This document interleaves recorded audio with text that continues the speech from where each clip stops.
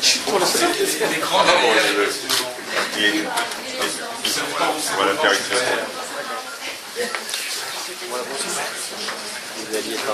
bienvenue à cette 17e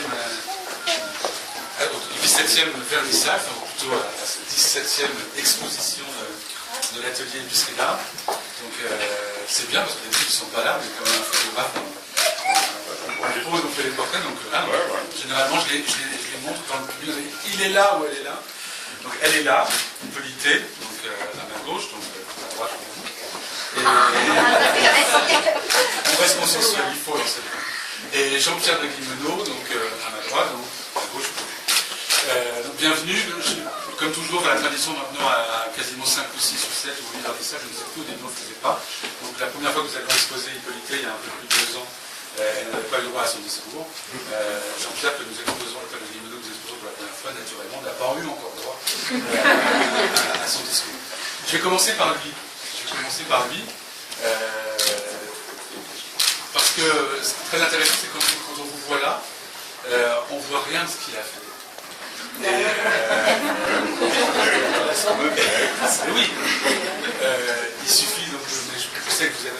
Je dis ça parce que le temps hors vernissage, les pièces de Jean-Claude de Guillemenot sont installées autrement, que ce soit pour prendre la lumière ou pour attraper celle du jour, et donc pour être un peu plus visible. Donc, tous ceux qui ne l'auraient pas encore compris, tout ce qui est pièces de verre qui sont donc posées là-bas, qui sont tout autour de nous, qui sont petites, qui sont là, qui sont encore dans cette niche, sont l'œuvre de Jean-Claude de Guillemenot.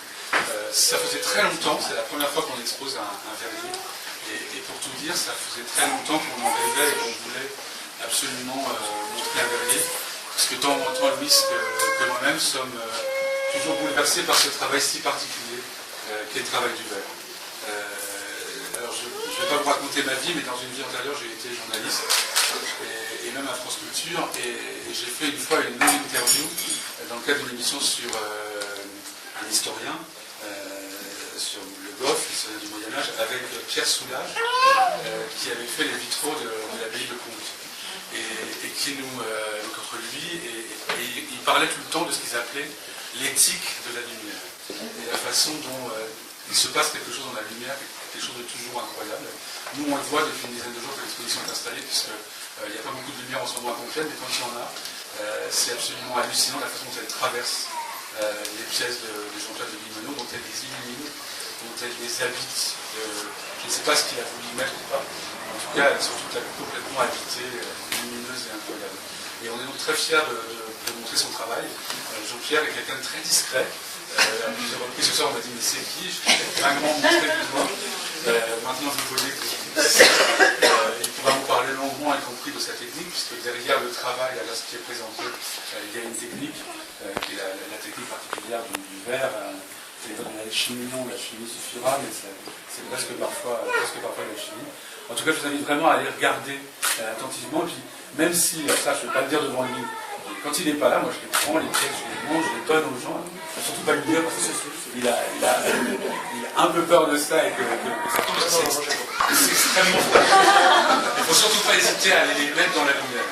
Et pour ceux qui n'ont jamais eu de faire chez eux, tentez l'expérience. Nous on a une pièce de verre d'une autre verrière, et je vous assure qu'on peut se faire des films incroyables, des soirées entières à regarder à travers simplement l'effet que les lumières ou une bougie peuvent faire sur le verre.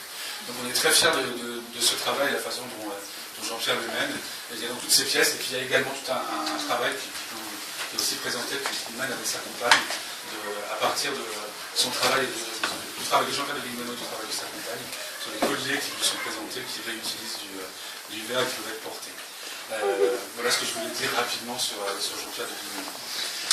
Sur Hippolyte, d'abord la remercier, parce que, pour être très honnête, elle a fait un effort incroyable, non pas de revenir une deuxième fois, encore que, mais de revenir au pied levé, parce que quelqu'un nous a lâchés, on avait pensé représenter Hippolyte, mais on l'a un peu appelé au secours en lui disant t'es prête pour après-demain? Elle a dit oui. Il n'y a pas de problème, il n'y a aucun problème. Donc d'abord la remercier pour ça, et puis surtout voilà, pour dire que nous on est incroyablement fiers de montrer une deuxième fois Hippolyte. la première fois, c'est toujours simple, c'est toujours évident. En tout cas pour nous, c'était la découverte d'une œuvre, d'une façon de travailler, de multiples univers. La dernière fois, il y avait déjà des pièces utilisées avec du Babybel, avec différentes matières possibles, avec des cadres, des parquettes, des pâtelettes, vous savez, les lettres qu'on met les pâtes qu'on met dans la soupe des enfants avec lesquelles on construit des mots. Elle construit encore des mots avec ces pâtes. Il y avait des tas de choses. Et on nous avait déjà interrogé, à l'époque, elle était toute seule, on nous avait interrogé, mais il y a combien d'artistes qui exposent? Et je me dis, il n'y en a qu'une.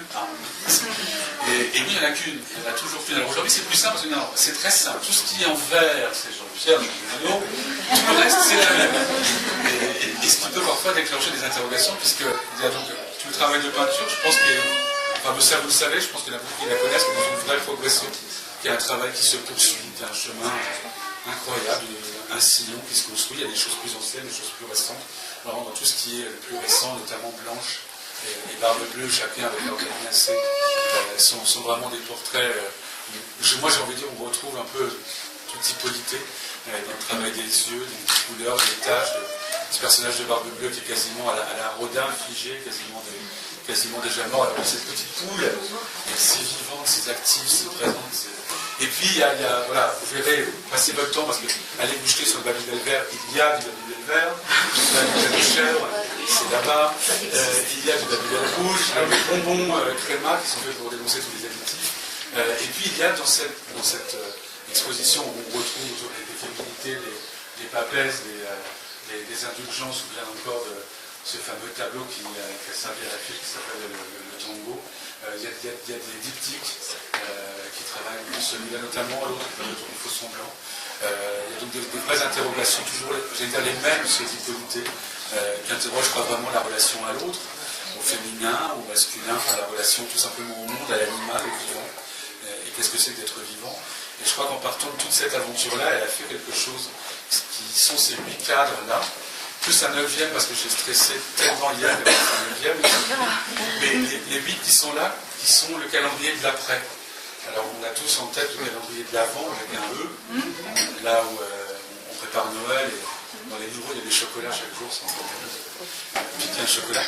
Et voilà qu'Hippolyte, elle a créé ce calendrier de l'après, elle est en train de construire ce calendrier de l'après. Et un incroyable, il faut prendre le temps d'aller tous les regarder. Il y en a un où on parle d'un œuf rond qui devient carré, qui devient nuggets, qui est bourré d'antibiotiques, qui rend les gens malades, et puis tout à coup dans une espèce de trinité, et d'un ange qui arrive et qui relève le tout.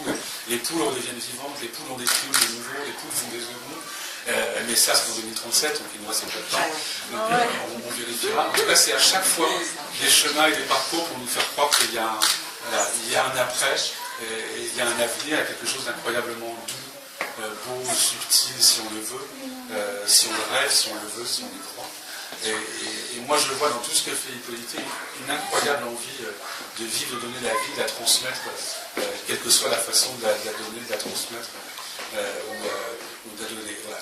Vraiment pour ça, prenez le temps, soit ce soir, soit d'y revenir, à la fois pour vous autoriser à plusieurs regards sur la lumière qui traverse les œuvres de Jean-Pierre, et puis pour vous plonger dans les dessins ou dans les grandes toiles d'Hippolyte. En tout cas, nous, on est ravis, vraiment ravis de les avoir tous les deux.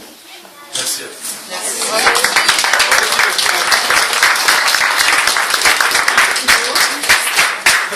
Qui ne parle pas, les artistes? Allez, vas-y. Allez. Allez, Jean-Pierre. Vous posez la question, il n'y a pas besoin de poser de questions. Hippolyte, une question pour Jean-Pierre.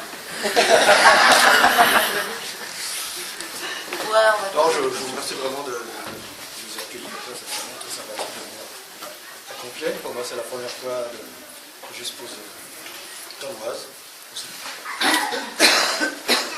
C'est un peu ce que je sais faire. C'est vrai que j'ai appris, disons, travailler le verre il y a 6 ans peut-être. J'en suis venu à travailler le verre parce que ça m'intéresse beaucoup au vitraux. Et j'ai des rêves, des lumières colorées, il y avait sur le sol, sur les murs. Pour moi, c'était mystérieux. Je travaillais d'abord la peinture. Et je me disais, comment travailler dans la transparence? de cette transparence, disons, faire des projections de l'univers. Pour moi, l'univers, ça a été... Il n'y avait pas cette peintre. D'accord. On rencontre aussi dans mes œuvres, dans beaucoup de peintures,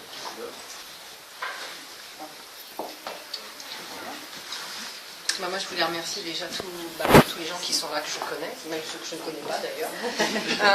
Merci tout particulièrement à des gens qui m'ont aidé pendant cette grosse charrette. Déjà Louis et puis Ludo pour le petit dernier cadre là-bas sur le mariage pour tous. Parce que ça, il est où ce cadre?